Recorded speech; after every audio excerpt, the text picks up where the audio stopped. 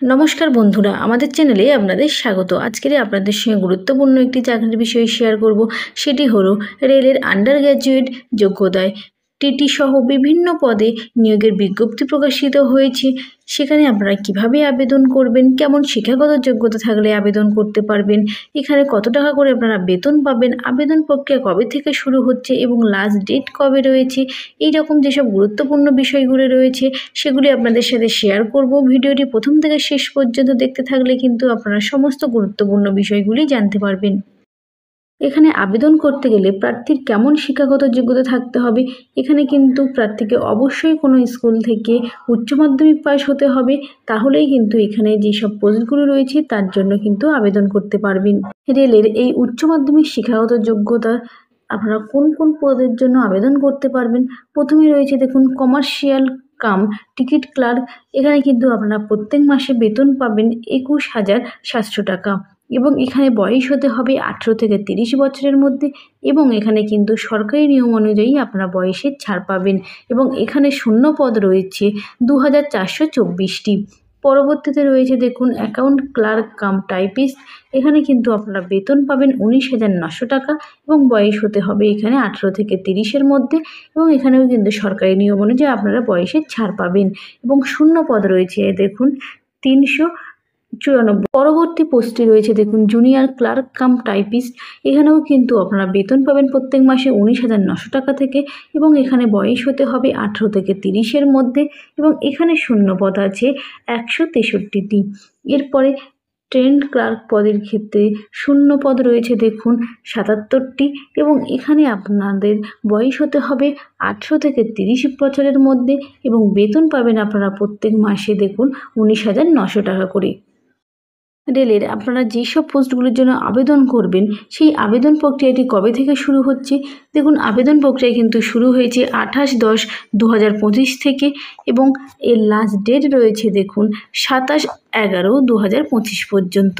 এই ডেটের মধ্যে কিন্তু আপনাদের অনলাইনে আবেদন প্রক্রিয়াটি সম্পূর্ণ করতে হবে এবং এখানে আপনারা পেমেন্ট করবেন 29/11/2025-এর মধ্যে এবং আপনাদের যা যা করার অনলাইনে সেটি কিন্তু অবশ্যই আপনাদের এই 30/11/2025-এর মধ্যে করতে হবে।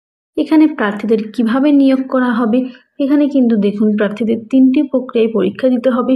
প্রথমে রয়েছে দেখুন first stage computer based exam হবে, পরবর্তীতে রয়েছে দেখুন second step computer based test এবং থার্ড রয়েছে দেখুন computer based typing skill test হবে।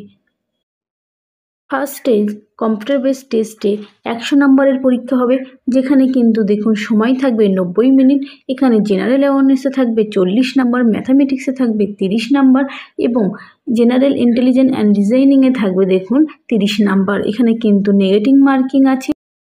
সেকেন্ড স্টেজ কম্পিউটার বেসড টেস্টটি হবে, যেখানে দেখুন পরীক্ষা হবে 120 নম্বরের এবং এখানে কিন্তু সময় থাকবে 90 মিনিট এবং যেসব বিষয়গুলি থাকবে 50 নম্বরের জেনারেল অ্যাওয়ারনেস, 35 নম্বরের ম্যাথামেটিক্স এবং জেনারেল ইন্টেলিজেন্স এবং রিজনিংয়ে থাকবে 35 নম্বর। এইভাবে কিন্তু ফার্স্ট স্টেজ এবং সেকেন্ড স্টেজের কম্পিউটার বেসড টেস্টটি সম্পূর্ণ হবে।